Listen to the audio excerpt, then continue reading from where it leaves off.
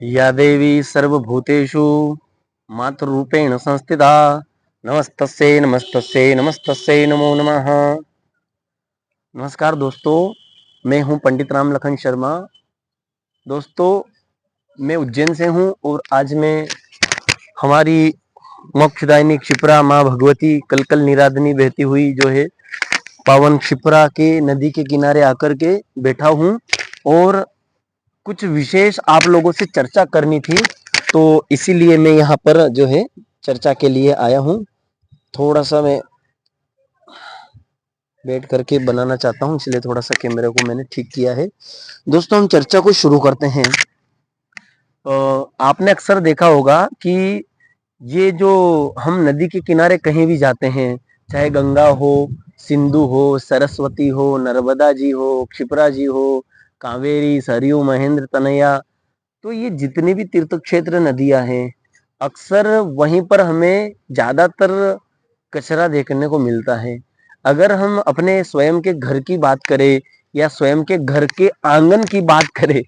तो आंगन में और घर में साफ सफाई हम रखते हैं, लेकिन क्या आपकी और हमारी यही जवाबदारी है कि हम कहीं तीर्थ क्षेत्र नदियों पे जा रहे हैं और स्नान करने जा रहे तो वहीं नदी के किनारे कपड़े फेंक देवें या कचरा वहीं कर देवें, जितना भी अपने को करना हो। बहुत सारे आते हैं, सामने इधर कोने पे एक छोटा पुल है, बड़ा पुल है, कई जगह नदियों पे बने हुए हैं नदी के किनारे। तो जो प्रॉपर शहरवासी होते हैं, जो नदी के किनारे जिनके शहर या गांव बसे होते हैं, वो भी कोई हवन पूजन वगैरह करते हैं, तो वो हवन पूजन की जो सामग्री बचती है, जैसे कि क्या बोलते हैं उसको, पुष्प है, चढ़े हुए फूल है भगवान जी के, या हवन सामग्री है, नारियल या नारियल की कांचलियां हैं, नाड़े हैं, धागे हैं, तो ये नाना प्रकार की जो वस्तुएं रहते हैं, या फिर यूं कहे कि जैसे भगवान के फोटो भी कोई फट जाते हैं, गल जाते, खराब हो जाते, तस्वीरें खराब हो जाती है, तो लोग आते हैं नदी के किनारे, पूरा बोरा या कुछ ऐसी थैली वगैरह में बांध करके आते हैं और पुल से उसको सारे को एक स्टोर रहता है और सब कचरा उसमें डाल देते हैं। तो क्या किसी फोटो को या किसी को भी आप ठंडा कर रहे, तो ये तरीका है क्या आपका और हमारा ठंडा करने का? दोस्तों, हम जहां पर भी जाते हैं नदी के किनारे बैठ करके, न कि किसी पुल से डायरेक्ट नदी के अंदर फेंक देना, नदी के किनारे जाकर के जो तस्वीर है या फोटो फटा हुआ है या जो पुष्प या जो भी सामग्री रहती है, हवन सामग्री, नारियल, कांचली, और साथ में वो थैलियां भी रहती है, तो बहुत सारे ऐसे ही पटक देते हैं। तो उसको हम नदी के किनारे ले जावे, अपने स्वयं के हाथ पैर धोएं और थोड़ा जल का छिड़काव वगैरह करें, और उसके पश्चात में जल लेकर के जो है उसको इस प्रकार से हम ठंडा वहीं नदी के किनारे रख करके उसको सामान को, जो भी सामग्री रहती है पूजा की, उसको हम ठंडा करें। तो मेरे हिसाब से ये ज्यादा बेहतर रहता रहेगा, क्योंकि हमने भी कर्मकांड में पढ़ा है, क्योंकि मैं स्वयं पंडित हूँ, पूजन पाठ करवाता हूँ। तो एक मानसोपचार है पूजन, हम मन से भगवान की सेवा करते हैं, पूजन अर्चन करते हैं, और फिर यजमान को जो गंधाक्षत में पुष्प करके देते हैं, उसको उत्थाय सूंघ करके उत्तरे निर्मल उत्तर की दिशा में फेंकवा देते हैं, उस पुष्प को सूंघ करके हम छोड़ देते हैं। तो शास्त्रों में ऐसा वर्णन है कि अगर किसी वस्तु को या किसी भगवान की सामग्री को हम सूंघ लेते हैं तो भी वो अशुद्ध मानी जाती है, फूंक मारते तो भी अशुद्ध मानी जाती है, और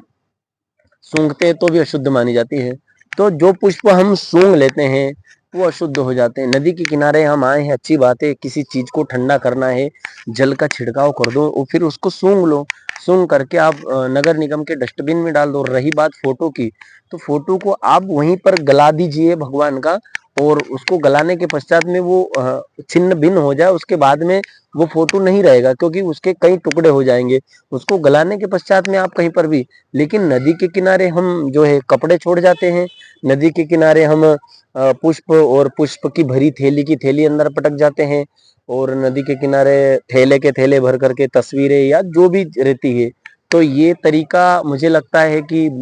जो आचार्य या पंडित जो रहते हैं पूजन नदी के किनारे कराते हैं, तो कहीं ना कहीं उनकी भी ये गलतियां रहती है, और कहीं ना कहीं हम स्वयं भी इस चीज के जिम्मेदार है। ये बताइए, यहाँ पर क्या अन्य धर्म के लोग आते हैं नदी के किनारे गंदगी करने? आप खुद सोचिएगा कि नदी के किनारे गंदगी कर कौन रहा है? आम व्यक्ति, आप और हम। इसीलिए दोस्तों, मैंने ये आज वीडियो बनाई है ये सभी नदियों की स्वच्छता और शुद्धता, क्योंकि वो तो शुद्ध है ही, निर्मल है, कोमल है, माँ भगवती का रूप है, तो वो तो है ही सही, लेकिन हमारी स्वयं की भी जिम्मेदारियां होती हैं कि हम जब भी नदी के किनारे जाएं, कहीं तीर्थ स्थान पे जाएं, तो कचरा, कपड़े, आप कपड़े को नदी के किनारे छोड़ के थोड़ा ठंडा कर दो, वापिस उठा दो, जल का छींटा डाल दो और किसी भी भिखारी को दे दो, तो मुझे लगता है ये ज्यादा बेहतर रहेगा। और दोस्तों ये वीडियो भी मैंने इसीलिए बनाई है क्योंकि हर जगह जहाँ कहीं भी नदी देखने को मिलती है, वहां पुष्प तो चलो ठीक है, हम पुष्प डाल देते हैं तो पुष्प तो गल जाते हैं, या फिर हम जैसे कि दाल, चावल और आटा वगैरह, तो ये तो कछुए, मछली वगैरह रहती है वो खा जाती है, लेकिन जो हम कांच की तस्वीरें फेंक देते हैं, थैलियां फेंक देते हैं, नाड़े वगैरह, तो क्या उससे जल के प्राणी, जीव जंतुओं को नुकसान नहीं होता होगा? इस विषय पे आप विचार करिएगा दोस्तों। और ये वीडियो मेरी जो है आप शेयर कीजिएगा, लाइक करे ना करे, लोगों को ये जानकारी होना चाहिए इस विषय में, क्योंकि आप और हम हिंदू सनातन संस्कृति की रक्षा करने वाले हैं, और अगर हिंदू सनातन संस्कृति की रक्षा करने वाला ही रक्षक ही भक्षक बन बैठा तो कौन किसे बचाएगा? तो इसीलिए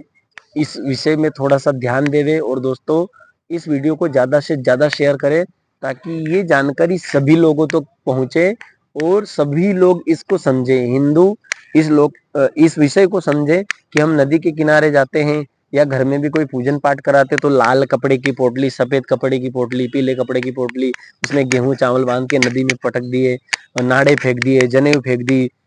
थैलियां फेंक दी, तस्वीरें फेंक दी, तो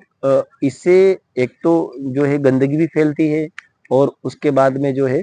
जो जल के जो प्राणी रहते हैं, मछली, कछुए और जो भी रहते हैं, उनको भी काफ़ी हद तक नुकसान पहुंचता है। दोस्तों ज़्यादा से ज़्यादा इस वीडियो को शेयर करें, और मैं पंडित राम लखन शर्मा उज्जैन से पुनः किसी विषय को लेकर के हम आएंगे, और आप लोग के सहयोग से ही लोगों तक, अगर मेरी बात देखो, पहले के ज़माने में कुछ भी नहीं, ये वीडियो वगैरह नहीं हुआ करता था, लेकिन बातें जो है 1 से 2 अच्छी बातें 2 से 5 जने और 5 से 50 जने तक वो बात पहुंचती थी, और आजकल तो जो है सोशल मीडिया, और सोशल मीडिया के जरिए हम जो है